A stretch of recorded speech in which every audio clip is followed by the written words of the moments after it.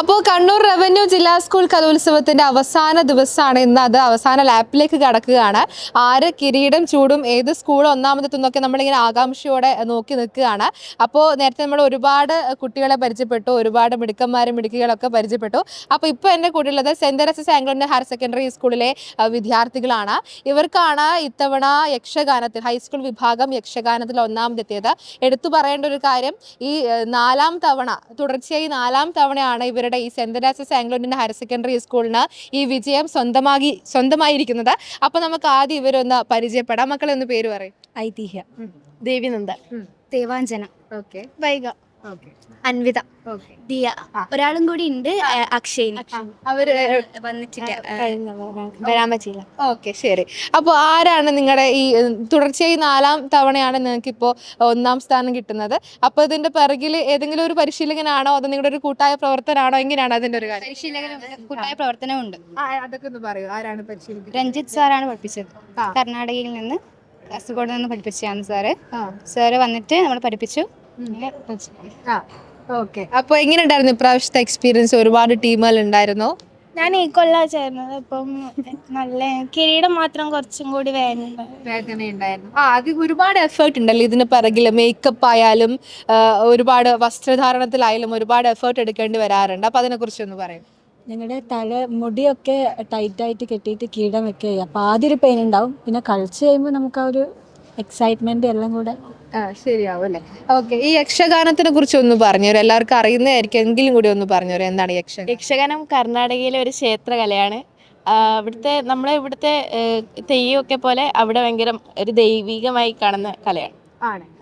അപ്പോൾ ഈ പൊതുവിൽ പറഞ്ഞു കേട്ടിട്ടുണ്ട്, ഈ ക്ഷേത്രകലകൾ കലോത്സവത്തിൽ അങ്ങനെ കുറവാണ്, മത്സരാർത്ഥികൾ കുറവാണ്, കാണികൾ കുറവാണ്. അങ്ങനെ ഒരു പരാതി നിങ്ങൾക്കുണ്ടോ? ശരിക്കും കാണാൻ ആൾക്കാർ കുറവായിരുന്നു, എങ്ങനെയാണ് അത് എനിക്ക് തോന്നിയെന്ന് വെച്ചാൽ യക്ഷഗാനം കൂടുതലും മെയിൻ സ്റ്റേജ് ഐറ്റം ആക്കേണ്ട ഒരു ഐറ്റമാണെന്ന് തോന്നിയിട്ടുണ്ട്. കാരണം അത്രയും അറ്റൻഷൻ കൊടുക്കേണ്ട ഐറ്റമാണ്. കാരണം അത്രയും കഥ തന്നെ 3-4 മണിക്കൂർ കർണാടകയിൽ കാസർഗോഡിലൊക്കെ പെർഫോം ചെയ്യുന്ന ഐറ്റാണ് ഞങ്ങളുടെ മാഷന്മാർ 30 മിനിറ്റ് ആക്കി അതിൻ്റെ മെയിൻ കണ്ടന്റ് മാത്രം വെച്ച് വെക്കുന്നത്. അപ്പോൾ അതിൽ അവരുടെ ഒരു കഴിവും കൂടിയുണ്ട്. പിന്നെ ഞങ്ങൾ സ്റ്റേജിൽ പെർഫോം ചെയ്യുമ്പോൾ എന്ന് വെച്ചാൽ ഞങ്ങളുടെ ബാക്കിൽ പിന്നണികളായിട്ട് അവരും ഉണ്ട്. പാട്ട് പാടാനും ചെണ്ട മുട്ടാനും ഒക്കെ ഇൻസ്ട്രുമെന്റ്സ് ഒക്കെ യൂസ് ചെയ്ത് അവരും ഉണ്ട്. സോ ഇത് കൂടുതലും അറ്റൻഷൻ ഇനിയും കൊടുക്കേണ്ട ഒരു കലയാണെന്ന് തോന്നിയിട്ടുണ്ട്. അപ്പൊ നിങ്ങൾ ഈ പറഞ്ഞ പോലെ കുറേ സമയം ഇതിന് അല്ലെ സ്റ്റേജിലായാലും ഒരുപാട് നേരം പെർഫോം ചെയ്യേണ്ടി വരും, ഒരുപാട് എഫേർട്ട് എടുക്കുന്നുണ്ട്. അപ്പൊ അതിനെ കുറിച്ച് ഒന്ന് പറയും. നിങ്ങൾ ഒരുപാട് കാര്യങ്ങളുണ്ട് ഇതിന് പിറകിലല്ലേ? ഇത് ഓരോ റോൾ അനുസരിച്ചിട്ടാണ് ഉണ്ടാവുക. ഇപ്പം രാമൻ, ഹനുമാൻ, സരമേ, രാവണൻ, വിഭീഷണൻ, തരണീസേന, അത് ഇപ്പം നമ്മളെ റോളാണ് പറഞ്ഞത്. അപ്പം ഇതന്നെ ഒരു കഥയായിട്ട് ആദ്യം രാമസഭ വരുന്നു, അതൊരു ഇൻട്രൊഡക്ഷൻ ആയിട്ട് കളിക്കുന്നു. എന്നിട്ട് അവരുടെ ആ ഒരു എന്താ കോണ്ടെക്സ്റ്റ് എന്ന് പറയുന്നു. അടുത്ത സീനിലേക്ക് രാവണൻ വരുന്നു. അങ്ങനെ അതിലേക്ക് എല്ലാം ഘട്ടം ഘട്ടമാക്കിയിട്ടാണ്. എല്ലാവർക്കും കണ്ടിന്യൂസ് 30 മിനിറ്റ്സ് അല്ല, ബട്ട് അതിങ്ങനെ ഒരു റോൾ നാടകം പോലെ ഇങ്ങനെ ഓരോ ആള് സീന് കഴിയുമ്പോൾ അടുത്ത സീനിലേക്ക്. അപ്പൊ നമുക്ക് ഇപ്പൊ അങ്ങനെ എന്തെങ്കിലും ഒരു ഭാഗം കാണിക്കാൻ പറഞ്ഞാൽ നിങ്ങൾക്ക് സാധിക്കുമോ? അത് സ്ഥലപരിമിതി അങ്ങനെ ഇല്ല, ചെയ്യാൻ പറ്റുമല്ലോ. ಓಕೆ.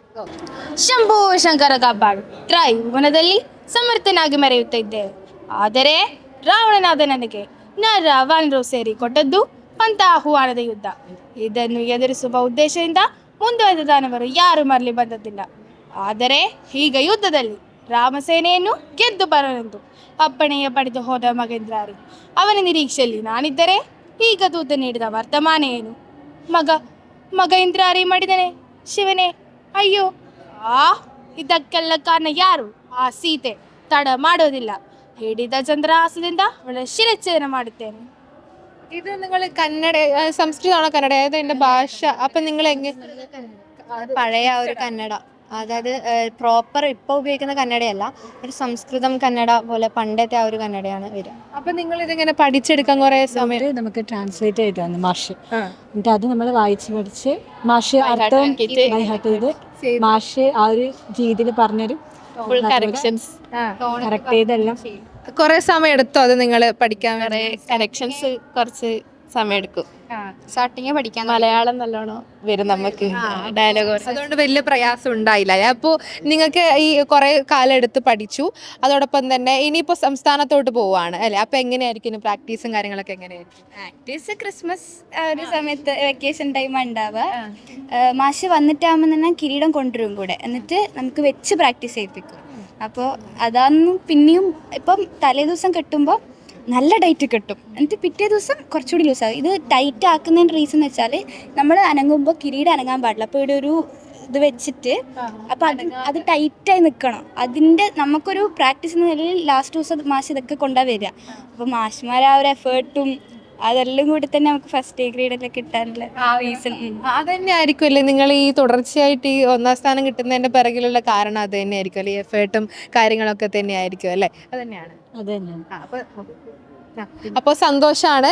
അപ്പോൾ ഇനി നിങ്ങൾക്ക് സംസ്ഥാന തലത്തിൽ മികച്ച രീതിയിൽ തന്നെ പെർഫോം ചെയ്യാൻ സാധിക്കട്ടെ. അടുത്ത വർഷവും ഇതേപോലെ തന്നെ നിങ്ങളുടെ ഈ കുത്തക തുടരട്ടെ എന്ന് മാത്രമാണ് ആശംസിക്കാനുള്ളത്. അതുപോലെ തന്നെ നിങ്ങൾ പറഞ്ഞതുപോലെ ഈ ക്ഷേത്ര കലകൾ കുറച്ചുകൂടി ജനകീയമാവട്ടെ, എല്ലാവരും അംഗീകരിക്കട്ടെ. കലോത്സവ തലത്തിലായാലും ഒരുപാട് മത്സരാർത്ഥികൾ വരട്ടെ, കാണികൾ വരട്ടെ അല്ലേ? അത് തന്നെയാണ് പറഞ്ഞു വയ്ക്കാനുള്ളത്.